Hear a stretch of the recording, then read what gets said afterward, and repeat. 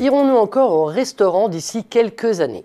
La question mérite d'être posée face à la multiplication des services de livraison de bons petits plats mitonnés par des chefs.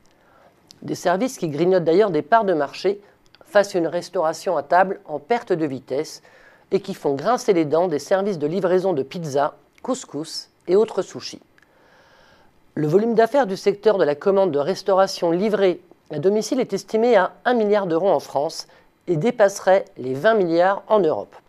Et le potentiel serait énorme au pays de la gastronomie, avec un rapport de 1 à 7 entre la France et le Royaume-Uni.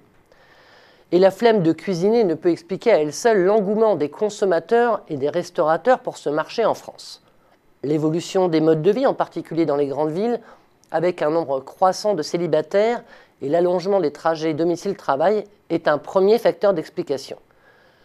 L'évolution des comportements alimente également le secteur de la livraison express de repas. Avec l'essor des smartphones et des services de géolocalisation, le consommateur nomade est en effet devenu hyper connecté et il veut tout de suite. Dans le cas précis, le consommateur veut pouvoir commander son repas en ligne n'importe quand, partout, depuis n'importe quel terminal. Enfin, la recherche de produits plus qualitatifs, quitte à payer plus cher, a fait le reste. Dans le même temps, les consommateurs boudent les restaurants. Le chiffre d'affaires de la restauration traditionnelle a ainsi fondu de plus de 6% entre 2011 et 2014, selon une récente étude de Xerfi. La faute aux arbitrages des ménages, mais aussi au relèvement à 10% du taux de TVA dans la restauration début 2014. Les attentats de novembre à Paris n'ont bien sûr rien arrangé. Dans ces conditions, les restaurateurs ont tout intérêt à se diversifier dans la livraison à domicile.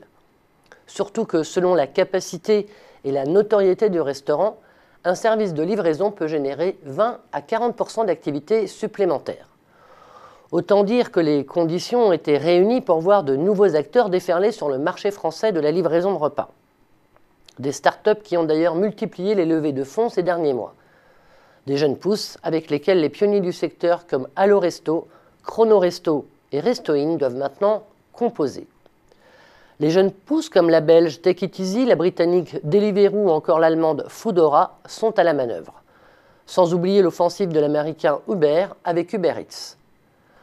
Positionnement premium, promesse de livraison rapide et logistique efficace sont leurs maîtres mots. C'est le cas de la start-up PopChef qui livre gratuitement dans certains quartiers de Paris 2 plats du jour, mitonnés avec des produits frais par une équipe de chefs pour moins de 10 € et en 15 minutes maximum. Une rapidité qui distingue PopChef de ses concurrents, surtout que la jeune pousse a lancé son offre sur le créneau du déjeuner. Les plats sont cuisinés chaque matin en dehors de Paris, puis acheminés dans des points relais où ils sont remis à température